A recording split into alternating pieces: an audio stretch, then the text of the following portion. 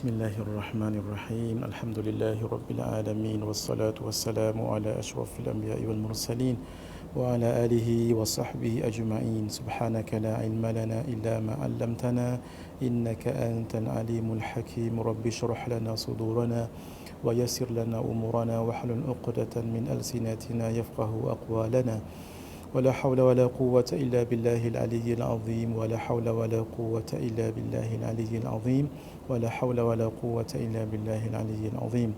اللهم بارك لنا في هذا شهر رمضان وأعنا على الصيام والقيام وغض البصر وحفظ اللسان وقراءة القرآن يا رحيم يا رحمن يا كريم يا منان. وصلى الله تعالى وسلم على سيدنا محمد وعلى آله وصحبه أجمعين والحمد لله رب العالمين. Assalamualaikum warahmatullahi wabarakatuh. Wa marhaban bi wasiyati Rasulillah sallallahu alaihi wa alihi wa sahbihi wa baraka wasallam. Sidang penonton yang budiman yang dirahmati Allah Azza wa Jalla, alhamdulillah bertemu kembali hari Jumaat yang mulia ini untuk kita sambung pengajian kitab 66 hadis Fadilat Ramadan. Kita suka nak peringatkan di hari Jumaat yang mulia ini, sebolehnya semua serba putih. Kopiah, baju, jubah, rida, semua putih. Sebab ini menjadi pakaian sunnah, iaitu berwarna putih pada hari Jumaat. Itu yang selalu diperingatkan oleh guru mulia kami dan guru mulia kita semua, Al-Faqih Syekh Muhammad Nuruddin Marbu Al-Banjari hafizahullahu wa ra'ahu. Kerana Nabi SAW suka berpakaian putih, terutama sekali pada hari Jumaat. Antara hikmahnya ialah sebab bila berpakaian putih itu mengingatkan kepada kematian. Sebab orang yang menggunakan kain kafan sunat berwarna putih, walaupun warna lain pun boleh. Jadi kita ingat kepada kematian selalu. Kafa bil mauti dzikra. Cukuplah dengan mengingati kematian itu menjadi suatu peringatan yang baik, yang bagus. Lidu lil mauti wa banu lil kharabi liman nabni wa nahnu ila turabi. Kehidupan itu adalah untuk kematian. Kenapa kita membina sedangkan nanti semuanya akan jadi runtuh binasa? Tidaklah nak kata tak boleh, bukan kata tak boleh nak bermewah, silakan, tapi ingatkan bahawa semuanya nanti akan binasa. Yang tidak binasanya adalah Allah Subhanahu wa taala. Dan hikmah pakai pakaian yang berwarna putih hari Jumaat supaya menumbuhkan rasa tawaduk dalam diri kita. Sebab hari Jumaat ini semua orang pakai pakaian putih yang mengamalkan sunnah. Kita pun sama, sehingga orang tak tahu mana satu dia, mana satu syekh ni, mana satu. Jadi tawaduk. Kalau ramai-ramai orang pakai putih, tiba-tiba kita warna hitam ataupun warna merah umpamanya, kan jadi pelik begitu. Itulah jadi menyuburkan perasaan tawaduk. Bismillahirrahmanirrahim. Hari ini kita sambung hadis yang ke-27 muka surat 46. Tentang puasa adalah salah satu daripada 4 perbuatan yang jika dikerjakan dalam sehari boleh memasukkan seseorang ke dalam syurga. Kalau seseorang itu buat 4 ini, ditakdirkan dia meninggal, masuk syurga dia. Kalau dia buat 4 ini, dia tak meninggal, akan disimpankan pahala ini untuk dia kemudian. Apa 4 perkara itu? Daripada Sayyidina Abu Hurairah radhiyallahu taala anhu berkata, Rasulullah sallallahu alaihi wa alihi wasallam bertanya, "Man asbaha minkumul yawma sha'ima?" Siapa di antara kamu yang berpuasa pada hari ini? Nabi tanya dengan para sahabat.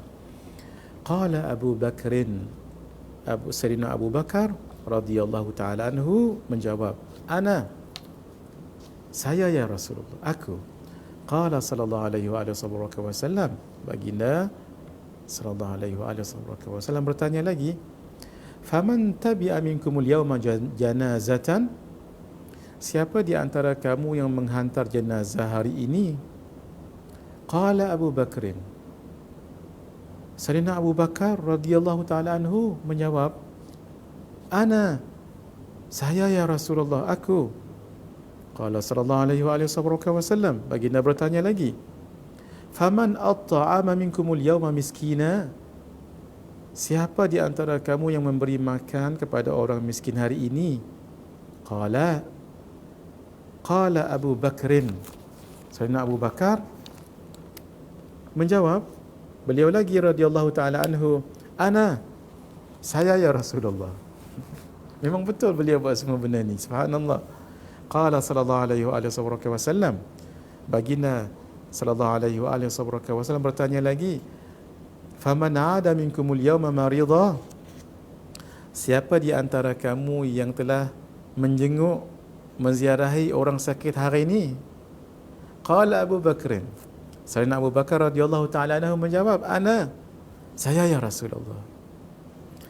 Faqala Rasulullah sallallahu alaihi wasallam, lalu baginda Rasulullah sallallahu alaihi wasallam bersabda, "Majtama'na fi imri'in illa dakhala al-jannah." Allahumma ja'alni wa ja'alkum minhum. Tidaklah 4 amalan tadi tu kalau berkumpul pada seseorang melainkan dia akan masuk syurga. Allah. Mudah-mudahan dapat kita buat juga, hadirin. Hadis ini riwayat Imam Muslim. Apa dia yang 4 tadi tu? 1, mengikut jenazah. Maksud setelah disolat jenazah itu, maka kita ikut. Maksudnya kita hantar pergi ke kubur. Itu 1. Yang kedua, bagi makan orang yang miskin. Orang yang miskin itu tak semestinya kita pergi tempat perkampungan miskin-miskin, tidak. Orang yang mungkin bekerja di pam minyak itu mungkin, ataupun orang yang bekerja di tepi-tepi jalan, ataupun buruh binaan contoh, ya. Itu mungkin juga mereka tergolong di dalam asnaf ataupun golongan miskin. 2, 3, menziarahi orang sakit. Masya Allah. Pertama sekali tadi puasa, maafkan saya, pertama sekali puasa, menghantar jenazah ke kubur, menziarahi orang sakit, dan memberi makan kepada orang miskin. 4 ini usahakan untuk kita buat. Kalau tak dapat 4 ini, buat apa yang kita boleh buat? Mala yudraku julluh la yutraku kulluh. Apa yang tak boleh buat semua, jangan tinggal semua. Baik. Mari kita lihat hadis yang ke-28, menghilangkan sifat pemarah, dendam, permusuhan ataupun marah dalam hati ni, macam mana caranya? Daripada Sayyidina Ibnu Sikhir, daripada seorang lelaki, daripada lelaki tadi tu daripada Bani Aqyash, dikatakan dia memiliki tulisan hadis. Dia antara orang yang menyimpan tulisan hadis. Rasulullah sallallahu alaihi wasallam kata orang ni tadi melalui tulisan tadi tu, Nabi menyebutkan saumu syahr as-sabri wa 3 ayamin min kulli syahrin yudhibna wahara sadri. Berpuasa pada bulan kesabaran. Bulan apa bulan kesabaran? Bulan puasa. Masya Allah. Dan 3 hari setiap bulan Hijriyah. Dikatakan oleh sebahagian ulama 3 hari putih, 13, 14, 15 setiap bulan Qamariyah, bulan Hijriyah. Kenapa dikatakan hari-hari putih? Sebab hari-hari 13, 14, 15 malamnya tu bulan akan memancarkan cahaya yang sangat terang. Sebab itu terangnya malam itu menjadi seolah-olah seperti putih cahayanya itu. Sebab itu hari-hari putih. 6. 2 perkara ini kalau dibuat, 1 berpuasa di bulan Ramadan, yang kedua 3 hari pada bulan Qamariyah setiap bulan akan menghilangkan kemarahan, dendam, permusuhan, marah dalam dada. Ini ubat untuk orang yang selalu selalu marah-marah. Itu ya, selalu hot temperature. Ada orang yang lambat marah tapi cepat dia memaafkan. Ini bagus orang ini. Ada orang yang cepat marah, cepat juga memaafkan. Kira okey lagi lah. Tapi ada juga orang yang cepat marah tapi lambat nak maafkan orang. Orang ini baguslah berpuasa 3 hari setiap bulan. 3 hari apa itu? 3 hari Hijriyah. Dia dalam hadis tak sebut 3 hari itu apa tu. Tapi kebanyakan ulama menyebut 3 hari itu 3 hari-hari putih. Ayyamul bid, iaitu 13, 14, 15. Tapi kalau difaham secara umum, mana-mana 3 hari pun tak mengapa. Baik, hadis yang kita bacakan tadi diriwayatkan oleh Imam Ahmad, Imam Al-Bazzar, Imam Abu Ya'la, Imam At-Tabarani dan Imam Al-Baihaqi. Imam Al-Haythami mensahihkannya dalam Majma'uz Zawaid. Hadis yang ke-29, muka surat 48. Bismillahirrahmanirrahim. Daripada Sayyidina Ali radhiyallahu taala anhu wa karramallahu wajhah wa alaihi salam. Untuk Sayyidina Ali boleh sebut 3. Satu, taraddi radhiyallahu anhu. Sebab dalam Quran Allah menyebut tentang sahabat radhiyallahu anhu taraddi. Yang kedua, takarrum, karramallahu wajhah. Allah memuliakan wajahnya sebab beliau tidak pernah menyembah berhala. Yang ketiga, alaihi salam.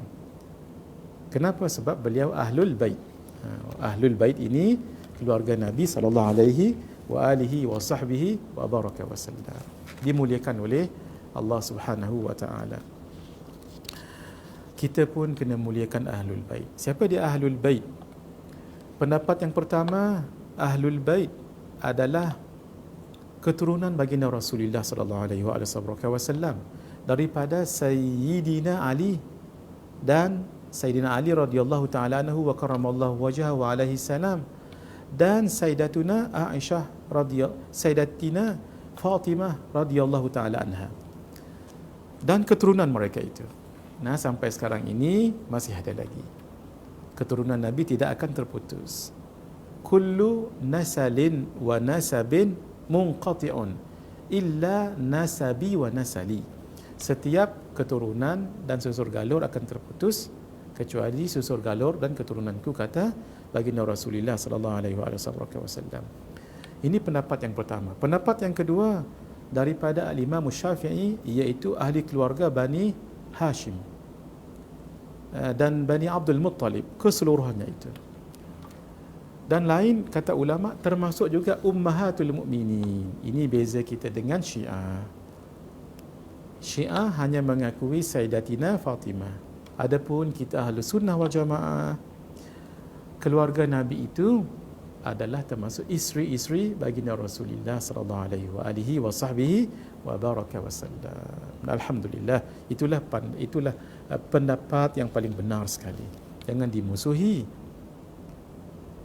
Ahli keluarga Nabi, terutama isteri-isteri baginda Rasulullah sallallahu alaihi wasallam itu dimuliakan oleh Allah.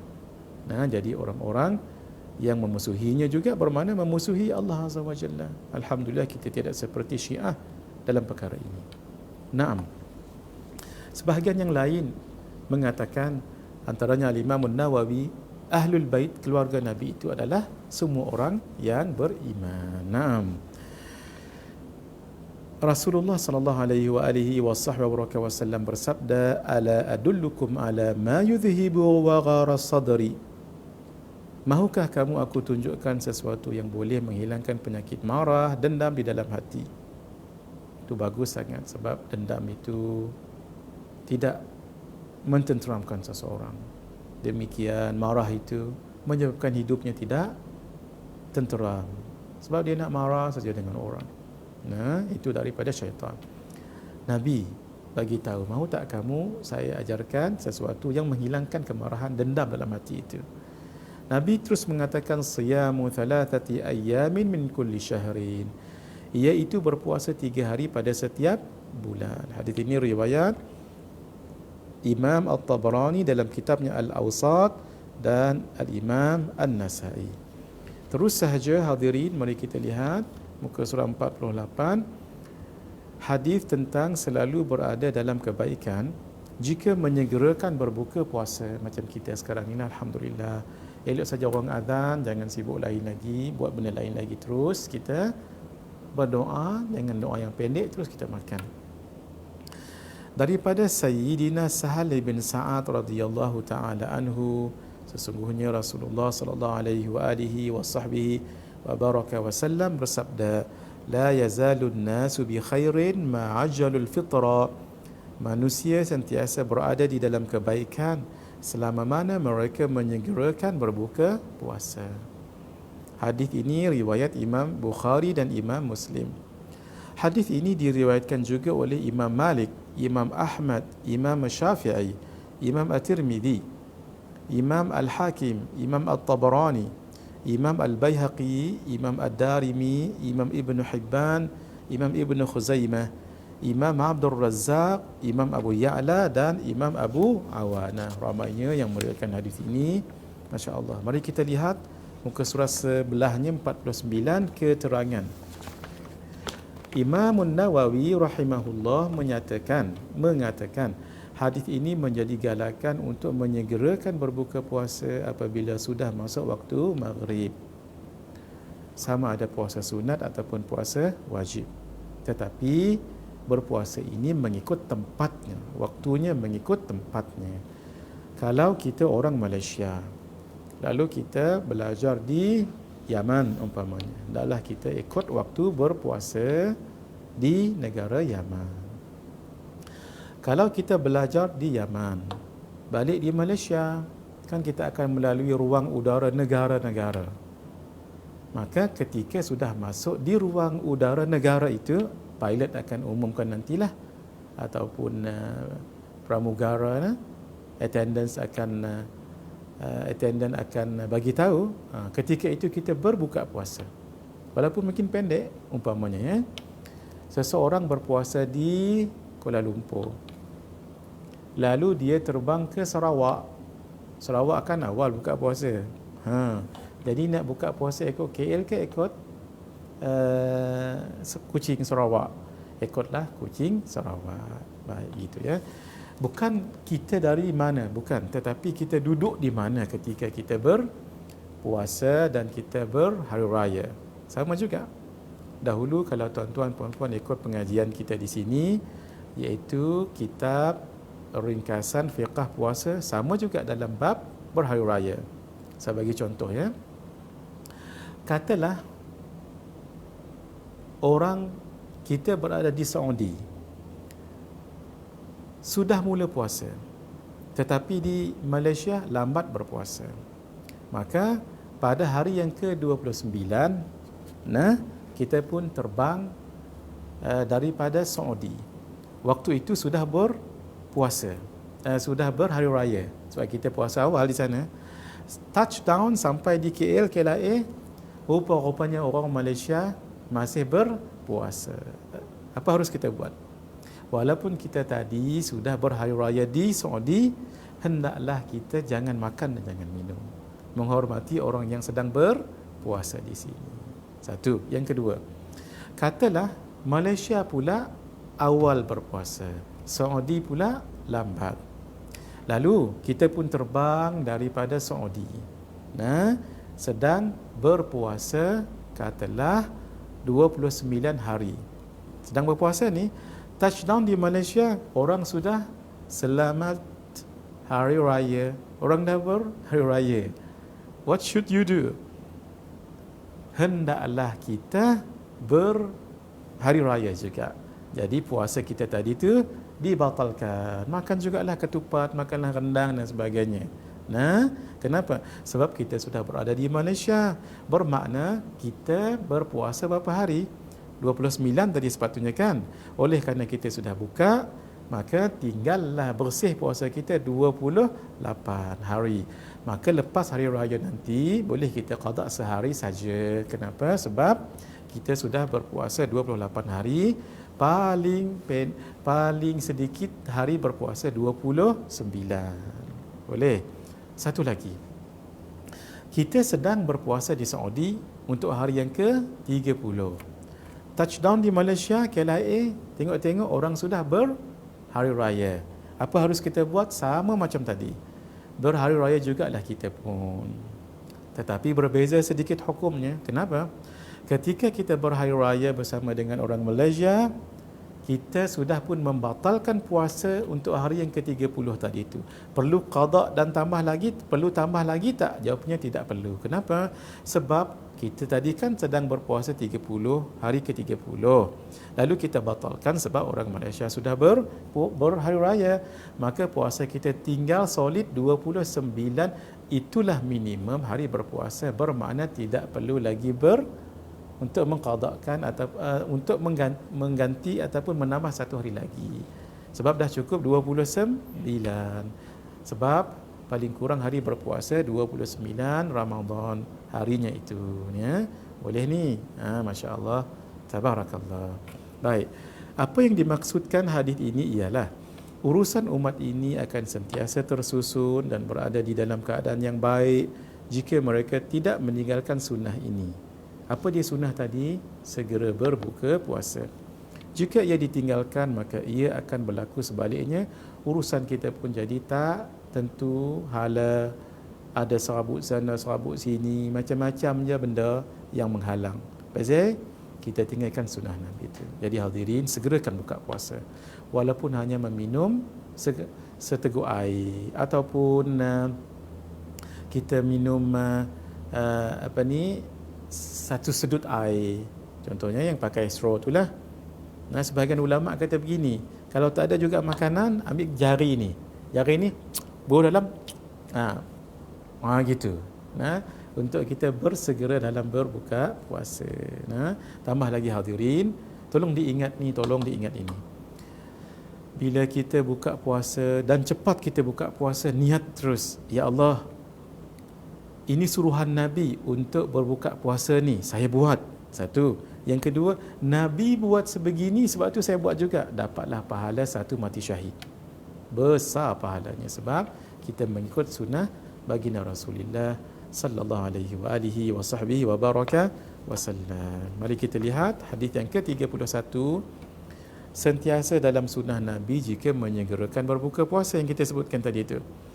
Daripada Sayyidina Sahal bin Sa'ad radhiyallahu taala anhu, Rasulullah sallallahu alaihi wa alihi wasahbihi wasallam bersabda, la yazalu ummati ala sunnati ma lam tantadhir bi fitrihan nujum. Umatku akan sentiasa dalam sunnahku selama mereka tidak menunggu bintang ketika berbuka puasa. Hadis riwayat Imam Ibnu Hibban dengan sanad yang sahih. Kalau kita terus berbuka puasa bila masuk maghrib, itu kita mengikut sunnah Nabi. Tidak pernah rugi orang yang mengikut sunnah Nabi. Satu. Yang kedua, pahala besar kalau ikut sunnah Nabi. Dalam hadis menyebut, man ahya sunnati 'inda fasadi ummati falahu ajru syahidin.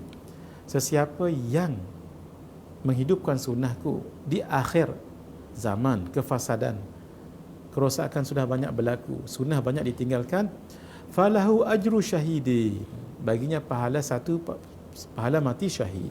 Ada juga hadis yang lain menyebut sebegini, man tamassaka bi sunnati 'inda fasadi ummati falahu ajru mi'ati syahidin.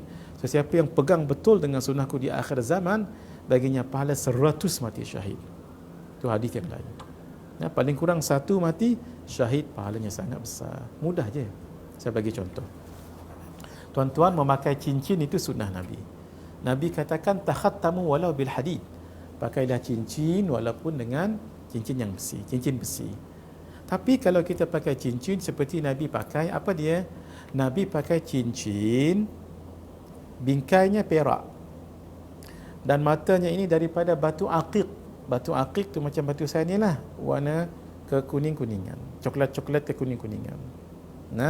Sudah satu sunnah Nabi. Yang kedua, faja'ala fussahu tahtahu. Nabi jadikan mata ni matanya ni macam ni, terbalik macam ni. Masya-Allah, ni sunnah Nabi. Kata Al-Imam Nawawi, orang yang pakai cincin macam ni lebih tawaduk.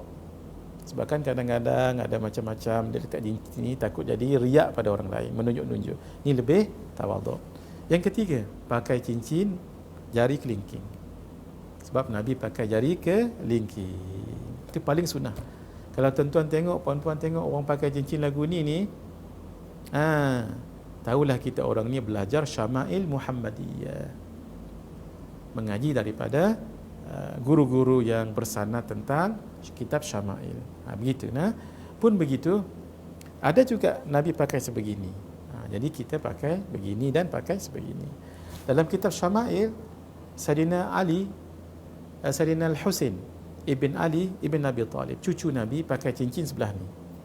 Gini, sebelah ni. Pun sunnah juga. Jadi kenapa kata ulama, ini kan cucu Nabi.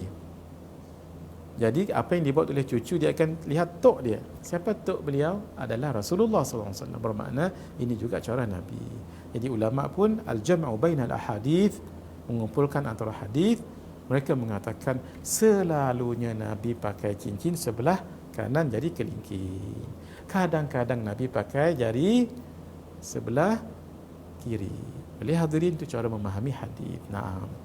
Supaya kita dapat sunnah Rasulullah sallallahu alaihi wasallam. Kalau kita bila masuk waktu buka puasa, terus buka puasa. Jangan tunggu bintang. Sebab orang Yahudi, orang Nasrani, kalau buka puasa, puasa cara dia lah. Tunggu bintang tu barulah nak makan. Kita untuk menyalahi, jangan sama dengan mereka. Baik. Nanti kita akan cerita panjang juga. Nanti di hadis-hadis yang di belakang nanti, apa yang Nabi buat di bulan Ramadan, antaranya menyegerakan buka puasa. Nanti kita akan ceritakan apa rahsianya. Mari kita lihat hadis yang ke-32, muka surat 50. Orang yang menyediakan makanan untuk orang yang berpuasa mendapat doa rahmat daripada malaikat. Ya Allah, untungnya isteri-isteri, untungnya kaum ibu, ataupun siapa sahaja yang serve orang lain buka puasa, yang masak, ni mereka akan dapat pahalanya ni. Daripada Sayyidina Anas bin Malik radhiyallahu taala anhu, saya sudah bicarakan dahulu. Sayyidina Anas berkhidmat dengan Nabi 10 tahun. Berkata, anna nabiyya sallallahu alaihi wa alihi wa sahbihi wa baraka wasallam, sesungguhnya Nabi sallallahu alaihi wa wasallam jaa ila Sa'd bin Ubadah, datang kepada Sa'ad ibn Ubadah. Kenapa? Kerana Sayyidina Sa'ad ibn Ubadah jemput Nabi ke rumah buka puasa. Jadi kita pun boleh juga. Apa dia? Jemput orang datang buka puasa di rumah kita. Kita pula bila dia jemput, kalau tidak ada yang menghalang, pergi sahaja. Senang hati orang itu. Besar pahala kita, ya. Memasukkan kegembiraan ke dalam hati orang lain. Faja'a bi khubzin wa zaitin fa'akala. Lalu dia, iaitu Sa'ad, menghidangkan roti dan minyak. Sebab orang Arab tak makan nasi sangat, makan roti dan minyak. Masya Allah. Thumma qala an-nabiy sallallahu alaihi wa alihi wa sahbihi wasallam. Lalu Nabi makan tadi tu. Lalu Nabi lepas makan berdoa. Apa doa Nabi? Kita pun boleh, ya. Lepas kita makan di rumah orang, kita pun doa. Aftara indakumus saimun. Semoga orang yang berpuasa berbuka di rumah kamu. Wa akala ta'amakumul abrar. Orang yang baik makan makanan kamu. Wa sallat alaikumul malaikah. Dan malaikat merahmati, mendoakan rahmat kepada kamu. Ni siapa yang dijemput pergi ke rumah orang ni, hafal doa ni. Kalau tak hafal, ni photostat ataupun tulis boh dalam handset ke apa, tulis apa. Lepas makan lagi, jangan balik tarawih, baca doa ni. Kalau lebih bagus lagi, kalau dia tak faham Arab, tuan rumah tak faham Arab, terjemah Inggeris, terjemah Melayu. Hadis tadi diriwayatkan oleh Imam Ibn Majah dan Imam Ahmad. Ia juga diriwayatkan oleh Imam Abu Daud, Imam At-Tirmidzi, Imam An-Nasa'i, Imam Ad-Darimi, Imam Al-Baihaqi, Imam Ibn Abi Shaybah, Imam Ibn Hibban, Imam At-Tabarani, Imam Al-Bazzar dan Imam Ibn As-Sunni. Masya Allah. Untungnya Sayyidina Sa'ad ibn Ubadah. Kenapa? Nabi datang ke rumahnya. Hadirin, dalam kitab Al-Adabul Mufrad karangan Al-Imam Al-Bukhari. Kenapa beliau tulis kitab itu Al-Adabul Mufrad? Al-Adab, adab mufrad, mufrad yang tersendiri. Kenapa? Dalam kitab Al-Jami', Jami'us Sahih, kitab Sahih Bukhari tu, beliau tulis juga tentang adab. Tetapi seolah-olah beliau mengatakan adab yang saya tulis kat sini ni bukan kitab adab yang sana tu. Ni kitab tambah lagi hadis-hadis tentang adab.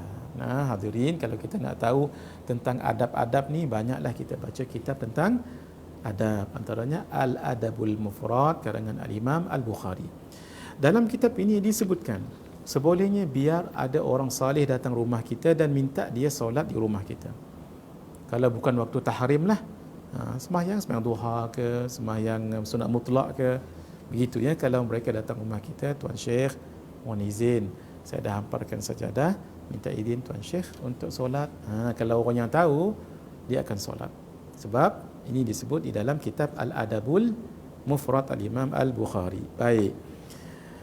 Kenapa? Alhamdulillah, rumah yang didatangi oleh orang yang baik, saleh, dia bawa juga barakah di rumah itu. Naam. Sebab itu rumah Sayyidina Sa'ad bin Ubadah sangat barakah sebab Nabi datang ke rumah itu. Tambah lagi Nabi yang makan makanannya, Masya Allah. Sebab itu Nabi doa, apa dia? Aftara indakumus saimun, semoga orang yang berpuasa berbuka di rumah kamu. Kenapa? Sebab kalau dia berpuasa, dia makan makanan kita, kita pun dapat pahala dia juga. Masya Allah. Nanti kita baca hadisnya ya. Yang kedua, dia kan orang yang baik-baik. Bila orang yang baik-baik, dia akan makan di tempat kita tu. Ini ada kaitan dengan yang kedua tu, wa akala ta'amakumul abrar. Semoga orang yang baik makan makanan kamu. Kenapa? Biar orang yang bagus, baik makan makanan kita. Hadirin, dia doakan kita. Dalam hadis Nabi menyebutkan, riwayat Al-Imam Tirmidzi, la ta'kulu illa ta'ama taqiyyin wa la ya'kulu ta'amaka illa taqiyyun. Jangan kamu makan kecuali makan makanan orang yang bertakwa, dan jangan makan makanan kamu melainkan orang yang bertakwa. Dan yang terakhir, malaikat mendoakan orang yang memberi makanan kepada orang yang berbuka puasa. Allah, kalau malaikat doa, itu suatu kebaikan yang besar. InsyaAllah hadirin, kita berhenti sebentar dan kita akan sambung sebentar lagi. Hadza wabillahi taufiq wal hidayah. Wassalamualaikum warahmatullahi wabarakatuh.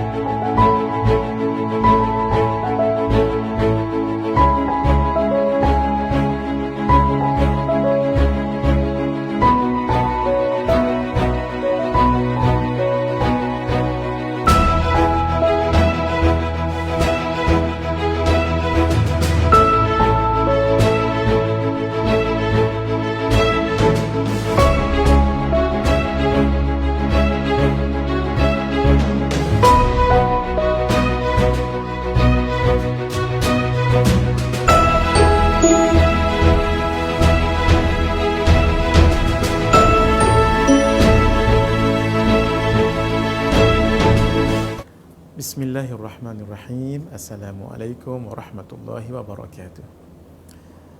Sidang penonton yang baik hati yang dirahmati Allah Subhanahu wa taala, mudah-mudahan tempat tuan-tuan dirahmati Allah Azza wa Jalla di mana pun yang mengikuti rancangan pembacaan hadis 66 hadis fadilat Ramadan ini.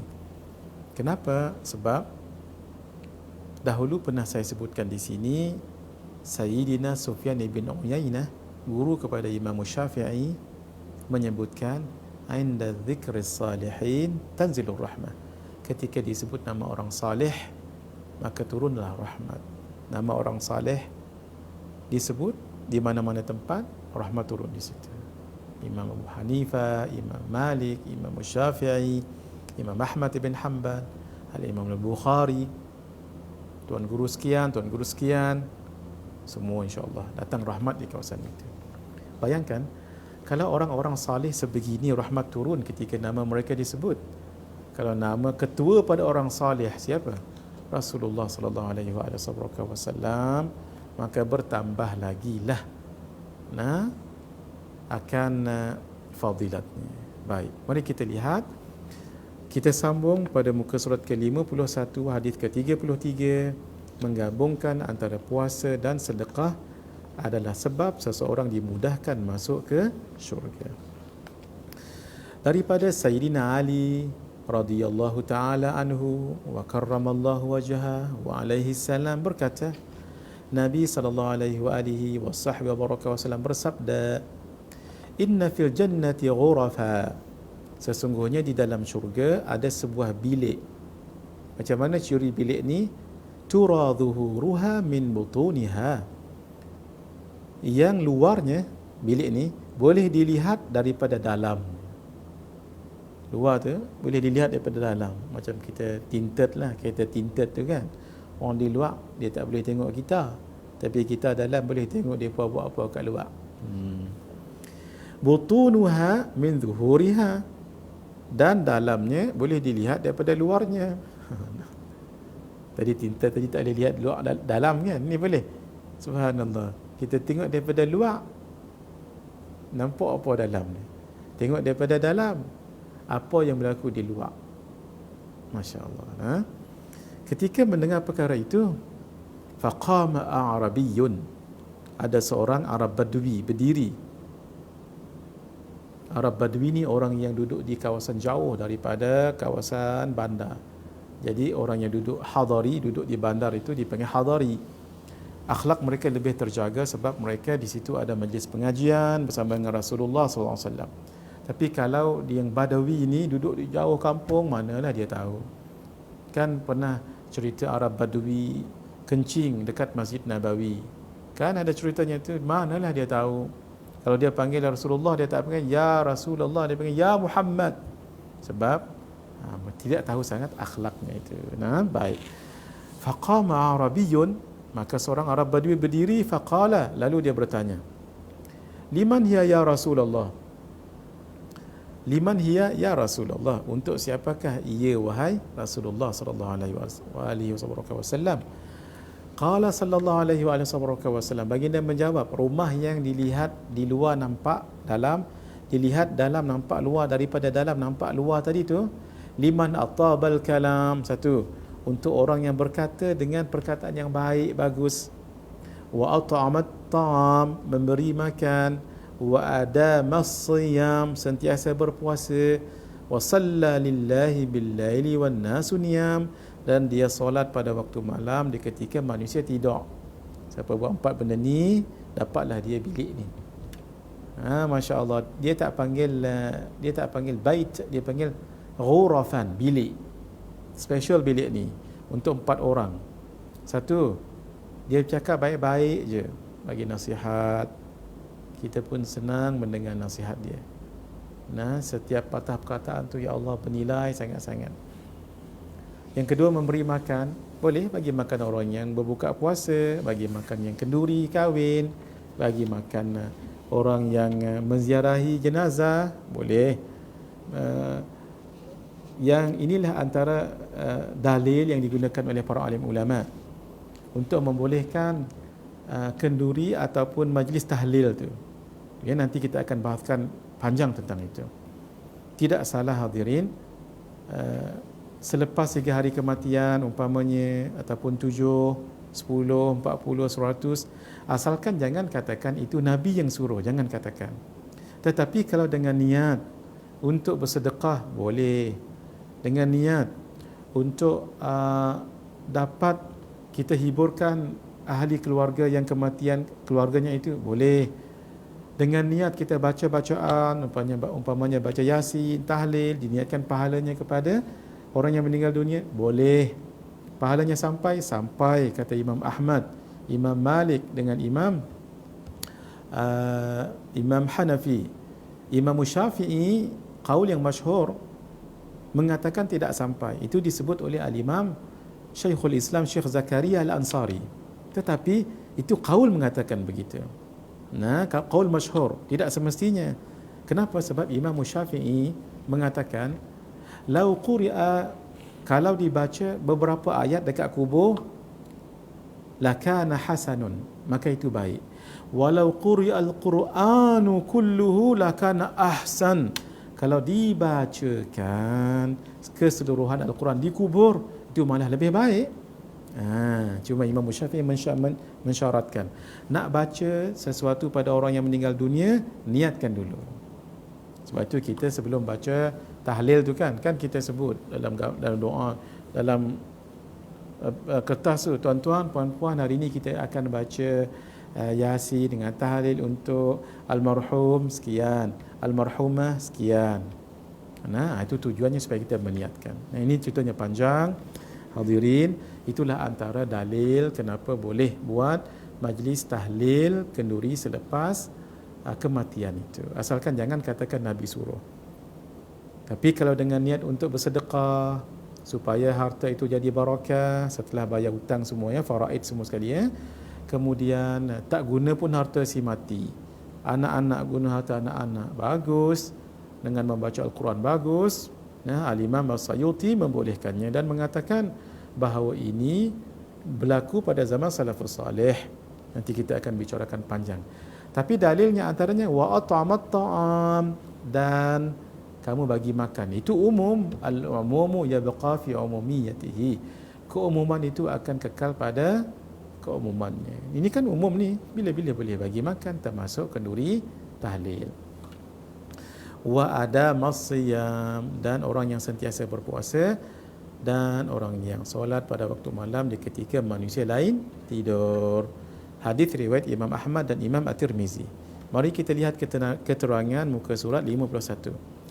Imam Ibn Rajab Al-Hambali mengatakan sifat-sifat yang disebutkan di atas semuanya terkumpul pada bulan Ramadan. Alhamdulillah. Kerana orang yang beriman akan mengumpulkan kebaikan-kebaikan tersebut dengan berpuasa. Itulah dia tadi, puasa.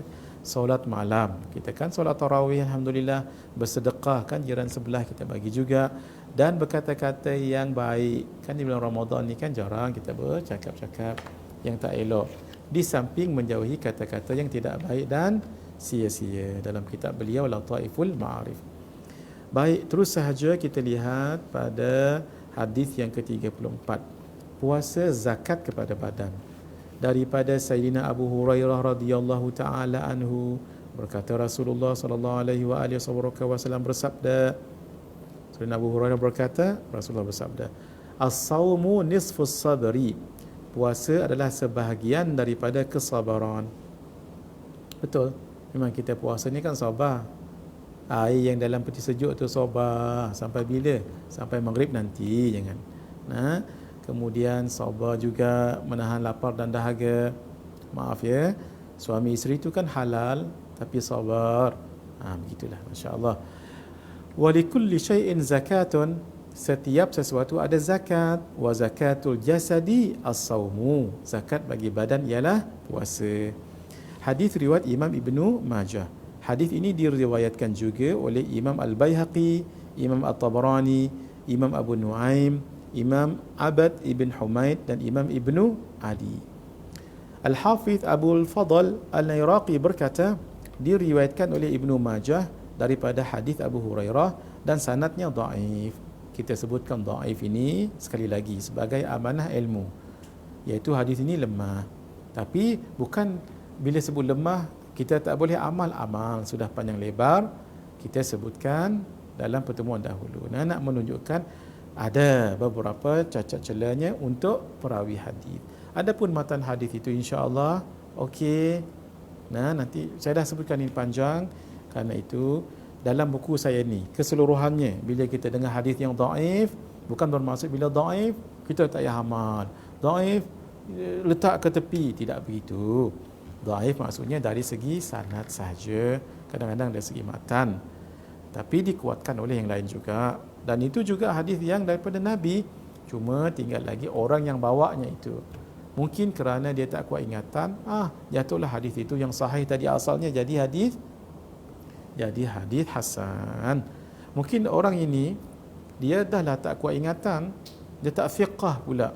Maka dia akan jatuh jadi hadis dhaif. Begitulah dalam ilmu hadis. Jadi jangan tuan-tuan, puan-puan yang baik hati ketika melihat saya letak hadis dhaif di sini, ini adalah sebagai satu amanah ilmu. Yang kedua, nak menunjukkan hadis dhaif pun boleh dibuat untuk beramal.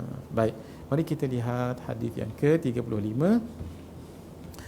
Tidur orang yang berpuasa dianggap ibadah.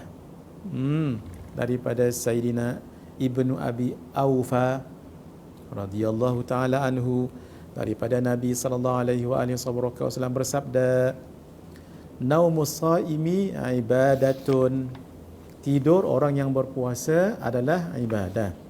Wa sukutuhu tasbihun, diamnya adalah tasbih.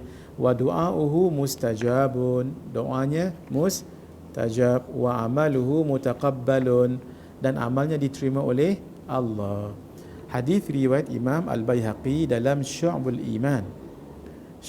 Iman, Imam Al-Wahidi dalam Al-Wasit, Imam Ibnu Sa'id dalam Musnad Abdullah bin Abi Aufa. Ada hadis yang hampir sama, kita bacakan dahulu daripada riwayat yang lain yang juga daripada Sayyidina Ibnu Abi Aufa radhiyallahu taala anhu. Sesungguhnya Nabi sallallahu alaihi wasallam bersabda, naumus saimi ibadatun, tidur orang yang berpuasa adalah ibadah. Kenapa?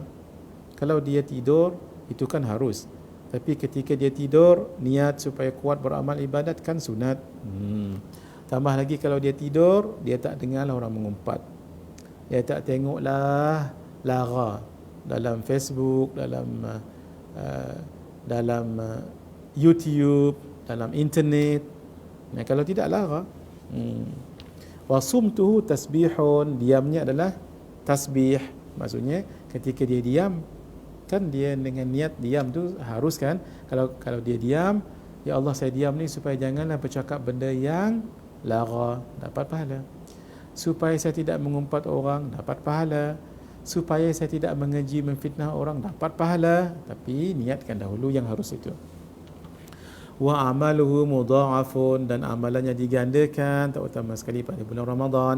Wa du'auhu mustajabun, doanya mustajab, terutama sekali hadis yang kita baca semalam ketika nak buka puasa. Ingat lagi tak ketika buka puasa dalam 5 minit terakhir tu kita baca apa? Ingat?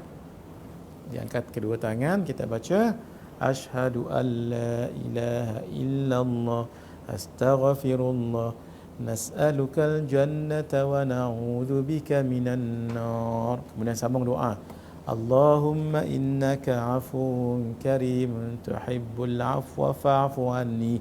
Ulang balik, asyhadu an la ilaha illallah astaghfirullah nas'alukal jannata wa na'udzu bika minan nar. Allahumma innaka afuwun karim tuhibbul afwa fa'fu anna. Ulang lagi, begitu. Baik. Wa dhanbuhu maghfurun, dan dosanya diampunkan oleh Allah. Hadis riwayat Imam Al-Baihaqi, Al-Imam Ibnu Shahin dan Imam Abu Nuaim. Imam Al-Munawi mendhaifkannya dalam Faidul Qadir. Walaupun hadis ni yang ini dhaif, dikuatkan oleh hadis yang lain. Hadis yang ke-36 daripada Sayyidina Abdullah bin Mas'ud radhiyallahu taala anhuma, berkata Rasulullah sallallahu alaihi wasallam bersabda, naumus saimi ibadatun, tidur orang yang berpuasa adalah ibadah. Wa nafasuhu tasbihun, nafasnya tasbih. Tadi wasumtuhu tasbihun, ini tadi diamnya tasbih, ini bernafas tu jadi tasbih. Wa du'auhu mustajabun, dan doanya adalah mustajab. Hadis riwayat Imam Abu Nuaim dalam Hilyatul Awliya. Hadis yang hampir sama, ada dua lagi, kita akan rangkumkan. Hadis yang ke-37 pada muka surat 54, hadirin sama-sama, daripada Sayyidina Ali ibn Abi Talib radhiyallahu taala anhu wa karramallahu wajhahu wa alaihi salam, berkata Rasulullah sallallahu alaihi wa alihi wasallam bersabda, naumus saimi ibadatun, tidur orang yang berpuasa adalah ibadah, wa na'asuhu tasbihun, dan mengantuknya adalah tasbih. Tadi hadis yang pertama wasumtuhu, diamnya tasbih. Yang kedua nafasuhu, nafasnya turunan itu tasbih. Ini wa na'asuh, mengantuk pun jadi tasbih. Itu pahala kepada orang yang berpuasa. Hadis riwayat al-Imam Al-Jurjani dalam Tarikh Jurjan. Hadis yang terakhir yang menceritakan hampir sama fadilat sebegini, Al-Imam Ad-Dailami menyebutkan di dalam Musnad Al-Firdaus, sumtu saimi tasbihun, diam orang yang berpuasa adalah tasbih, pahalanya itu seperti tasbih. Wa naumuhu ibadatun, tidurnya adalah ibadah. Wa du'auhu mustajabun, doanya adalah mustajab. Wa amaluhu mudha'afun, dan amal perbuatannya dilipat gandakan pahalanya oleh Allah Subhanahu wa taala. Mari kita lihat catatan. Hadis-hadis seperti ini diriwayatkan oleh sekumpulan para sahabat secara marfu'. Apa maksud secara marfu'? Mereka riwayatkan bersambung pada Nabi, itu namanya marfu'. Kalau hadis sampai kepada sahabat itu namanya mauquf.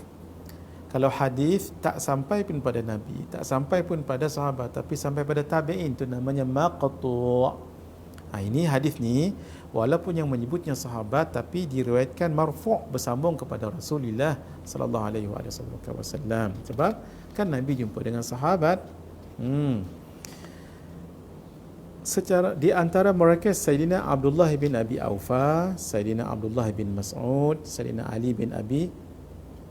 Abdullah bin Abi Aufa radhiyallahu taala anhu, Sayyidina Abdullah bin Mas'ud radhiyallahu taala anhuma, Sayyidina Ali bin Abu Talib radhiyallahu anhu, Sayyidina Abdullah bin Amr ibn al-As radhiyallahu taala anhuma. Walau bagaimanapun para muhaddithin mengatakan ia adalah hadis dhaif, itu mengikut penilaian mereka. Tak apa, sebab mereka mengkaji sanad. Tetapi kita sebagai orang awam, kita ketika mendengar hadis itu dhaif, jangan terus kita buangkan, tidak.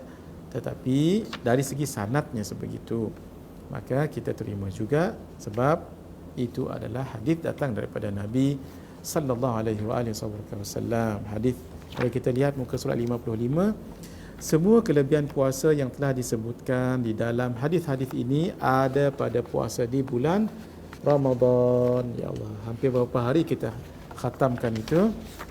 Hadis yang paling last ke-37. Mohon maaf, hadis yang tak ingat, saya nak cek daripada awal ya. Banyak sangat hadis-hadis tu semuanya tentang puasa umum, puasa sunat ataupun puasa wajib. Wajib tu pula apakah dia puasa Ramadan ataupun puasa qada Ramadan ataupun puasa kafarah ataupun puasa fidyah, yang dia tak dapat lakukan ketika mengerjakan haji ataupun umrah, ataupun puasa sunat sekalipun. Ini yang kita ceritakan ni tadi. Semua ganjaran-ganjaran ini ada pada orang yang berpuasa. Sekarang baru kita masuk puasa di bulan Ramadan. Itu khusus. Apa fadilatnya tu? Baru kita masuk muka surat 55. Hadirin sekalian, fadilat puasa Ramadan secara khusus. Tadi kan secara umum. Ini sekarang ni, alhamdulillahirabbil alamin, alhamdulillahirabbil alamin. Sekarang kita menjalani ibadah puasa di bulan Ramadan. Mari kita lihat apa spesialnya itu, apa khusus dari segi fadilatnya itu. Bismillahirrahmanirrahim. Puasa Ramadan merupakan salah satu rukun Islam, itu pun sudah cukup istimewa. Solat fardu dengan solat sunat, dua-dua bagus. Tapi satu rakaat solat fardu menyamai 70 rakaat solat sunat. Bermakna hebat tak fardu? Hebat. Jadi sama juga fardu itu adalah wajib. Sunat itu sunat. Rukun, ni rukun. Nak jadi rukun Islam yang kita katakan 5 tu, ya Allah, apakah Islam cuma 5 tu je ke? Tak. Yang lain ada lagi. Ada lagi ajaran Islam, tapi ini daripada ni keseluruhan ni yang core tu adalah 5 ini. Bila orang buat 5 ini, tahulah orang ini, orang lain bahawa orang ini adalah orang Islam. Dan nanti kebaikan-kebaikan yang dikerjakan, yang akan mendatang, asbab melakukan yang 5 ini tadi, rukun Islam, kebaikan lain akan datang. Bercakap baik itu bukan bagus. Itu juga Islam tu, ajaran Islam. Memberi makan pada orang miskin yang kita bicarakan tadi. Menahan mulut daripada mengumpat orang kan bagus. Tapi kenapa tak disebut 5 ni? Sebab 5 ini core, tu satu. Yang kedua, kalau kita jaga 5 ini, maka yang lain akan terjaga. Orang kalau sudah solat dengan baik, dia tak akan mengumpat orang. Orang kalau sudah mengeluarkan zakat, dia tidak akan kedekut dengan orang. Orang kalau sudah berpuasa, dia tahu susahnya puasa tu, tak makan sehari suntuk daripada maghrib sampai ke subuh, dia akan selalu bersedekah dengan orang miskin, selalu memberi makan pada orang yang memerlukan. Pantang tengok orang yang memerlukan, dialah orang yang pertama menghulurkan. Kenapa? Sebab dia tahu susahnya berpuasa, susahnya orang miskin, berapa hari tak makan. Kalau makan pun belum tentu mewah seperti kita makan ini. Kalau dia makan makanan pun belum tentu sebaik makanan kita ini. Kita bertukar setiap hari makanan. Jangan-jangan yang semalam tu mereka panaskan, ataupun yang 2 hari semalam mereka panaskan. Hadirin, sebab itu kita rasai dalam bab puasa ini. Sudah kita sebutkan dalam pengajian ringkasan fiqah puasa dulu. Antara perkara sunat dalam puasa adalah jangan gosok gigi selepas waktu zuhur. Jangan pakai minyak yang berwangi-wangian selepas waktu zuhur. Kenapa? Semua ini dalam kategori tarafuh. Tarafuh adalah bersegar-segar, adalah bersedap-sedap, takut nanti hilang falsafah ataupun hikmah berpuasa itu. Itu ya, kembali balik pada rakaman sunat-sunat berpuasa yang sudah kita sama-sama bincangkan dahulu. Baik. Daripada Sayyidina Umar bin Al-Khattab radhiyallahu taala anhu. Beliau adalah sahabat Nabi. Seterusnya menjadi ayah mertua Nabi, kerana anak beliau iaitu Sayyidatina Hafsah menjadi isteri baginda Rasulullah sallallahu alaihi wa baraka wasallam. Tolong diingat satu perkara ini supaya kita jangan keliru. Kalau kita sebut Sayyidina Abu Bakar As-Siddiq, tapi kalau Sayyidina Umar Ibnul Khattab bin Khattab. Sekali lagi ya.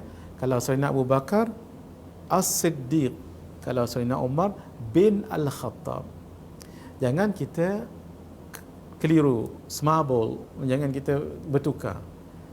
Sayyidina Abu Bakar bin As-Siddiq, Sayyidina Umar Al-Khattab, tidak begitu. As-Siddiq gelaran kepada Sayyidina Abu Bakar As-Siddiq. Antaranya disebabkan peristiwa Al-Isra' dan Mi'raj. Ketika kufar Quraisy termasuk Abu Jahal dan yang lain-lain meragui betul ke Nabi diperjualankan dalam peristiwa Isra' dan Mi'raj. Betul ke? Yang membenarkannya siapa? Sayyidina Abu Bakar As-Siddiq. Sebab itu, kenapa beliau dipanggil As-Siddiq? Banyak sebab. Antaranya yang pertama, beliau membenarkan peristiwa Isra' dan Mi'raj di ketika kufar Quraisy dan pembesar yang lain mendustakannya. Satu. Yang kedua, persahabatan Sayyidina Abu Bakar dengan Nabi ini betul-betul sahabat yang setia. Iaitu sadaqah. Persahabatan Sayyidina Abu Bakar itu. Sehingga Allah merakamkan Sayyidina Abu Bakar ini dalam Al-Quran walaupun tidak disebut nama, idhuma fil ghar idh yaqulu li sahibihi la tahzan innallaha ma'ana. Ketika Allah mengatakan keduanya di dalam gua Thur itu. Siapa? Keduanya itu, Nabi dan sahabatnya Sayyidina Abu Bakar. Sehingga Allah memperakui persahabatan Sayyidina Abu Bakar. Allah sebut perkataan li sahibihi idh huma fil ghar, itu sudah kemuliaan. Ketika keduanya berada di dalam gua, itu mulianya. Allah Khaliq, Allah Qadim, menyebut tentang makhluk satu kemuliaan. Siapa? Nabi dan Abu Bakar. Idh qala li sahibihi, ketika dia Nabi berkata kepada sahabatnya. Bermakna persahabatan Sayyidina Abu Bakar itu diperakui oleh Allah Subhanahu wa taala. Begitulah juga kekawanannya dengan Rasulullah sallallahu alaihi wasallam. Sebab itu beliau disebut As-Siddiq. Kemudian yang ketiga, beliaulah orang yang benar dan ikhlas. Nah, Siddiq apabila ikhlasnya itu benar. Lihat dalam kitab Penawar Bagi Hati karangan Syekh Abdul Qadir bin Abdul Muttalib Al-Indonesi, yang alhamdulillah kita sudah syarahkan dengan Qalbun Salim. Orang yang ikhlasnya benar tu dia panggil Siddiq. Ini pangkat yang sangat tinggi sekali. As-Siddiqu. Sayyidina Abu Bakar mendapat pangkat itu. Sebab tu dia sebut As-Siddiq. Jadi ketika menyebut Sayyidina Abu Bakar As-Siddiq itu gelaran. Ketika menyebut Sayyidina Umar itu bin Al-Khattab, ayahnya Al-Khattab. Berkata Sayyidina Umar radhiyallahu taala anhu, sami'tu Rasulullah sallallahu alaihi wa alihi wa sahbihi wa baraka wa sallama yaqul, aku mendengar Rasulullah sallallahu alaihi wa alihi wa sahbihi wa baraka wa sallam bersabda, bunyal islamu ala khamsin, Islam dibangunkan di atas 5 perkara. Syahadati an la ilaha illallah wa anna Muhammadar Rasulullah, bersaksi, satu, bersaksi bahawa tidak ada Tuhan melainkan Allah dan sesungguhnya Nabi Muhammad adalah pesuruh Allah. Wa iqamis salah, mendirikan salat. Wa ita'iz zakah, mengeluarkan zakat. Wa hajjil bait, mengerjakan haji di Baitullah. Wa saumi Ramadan, dan berpuasa pada bulan Ramadan.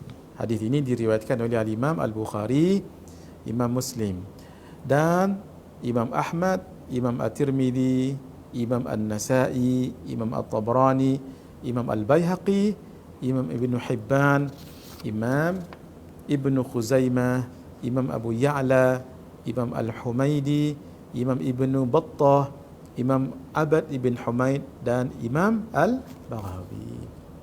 Untuk kupasan hadis yang kita bacakan tadi, hadis yang ke-38, kita akan sambung pada pengajian akan datang dengan izin Allah Subhanahu wa taala.